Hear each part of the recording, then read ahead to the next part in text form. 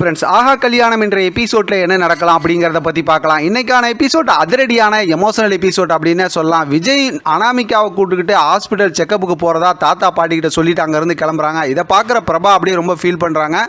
இப்போ சூர்யாவும் மகாவும் வந்து இப்போ பிரபா கிட்ட பேசுகிறதுக்கு வராங்க. ஆனால் பிரபா எப்பவும் போல் ரொம்ப கோவமாகவே அப்படியே போயிடுறாங்க.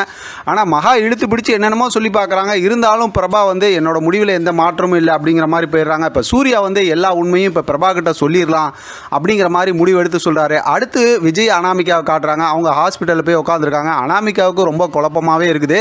அடுத்து என்னென்னமோ சொல்லி பார்க்குறாங்க. அப்போ ஹாஸ்பிட்டலில் போய் செக்அப் பண்ணிட்டு வந்ததுக்கப்புறம் பார்த்தா குழந்தை நல்லா இருக்குது, நல்லா வளர்ந்துக்கிட்டு இருக்குது அப்படி இப்படிங்கிற மாதிரிலாம் சொல்கிறாங்க. இதை கேட்டதுமே அனாமிகாவுக்கு இன்னுமே குழப்பமாயிடுது. எனக்கு பின்னாடி ஏதோ சதி நடக்குது, அதை நான் கண்டுபிடிக்கணும் அப்படிங்கிற மாதிரி யோசிக்கிறாங்க. இப்போ தான் விஜய் வந்து அடுத்து போய் அந்த டாக்டர்கிட்ட பேசுகிறாங்க.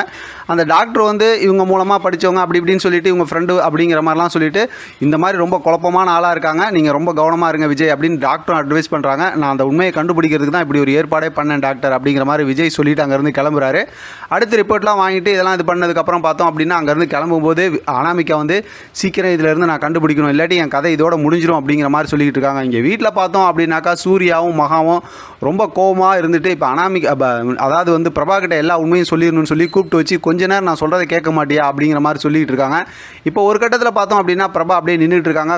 ஆவேசமாக பார்த்தோம்னா மகா பேசிக்கிட்டு இருக்காங்க. கீழே இருந்து பார்த்தோம் அப்படின்னா விஜயும் அனாமிகாவும் போயிட்டு வந்து இருக்கும்போது ஒரு ஃபோன் வருதுன்னு சொல்லி பேசுகிறாரு. அந்த நேரத்தில் அனாமிகா மாடிக்கு ஏறி வராங்க. இப்போ தான் பார்த்தோம் அப்படின்னா ஏற்கனவே நம்ம ப்ரொமோவில் பார்த்த மாதிரி இப்போ சூர்யாவும் மகாவும் பிரபா கிட்ட எல்லா உண்மையும் ஒன் பை ஒன்னாக எல்லாம் சொல்ல ஆரம்பிச்சிடுறாங்க. ஒரு கட்டத்தில் பார்த்தோம் அப்படின்னா இந்த விஷயத்தெல்லாம் அதாவது பிரபா கேட்க ஆரம்பிச்சிடுறாங்க சொல்லுன்னு சொல்லிட்டு. ஆனால் இதெல்லாம் பேசிக்கிட்டு இருக்கிறத கீழே படிக்கட்டில் இருந்து அனாமிகா கேட்குறாங்க.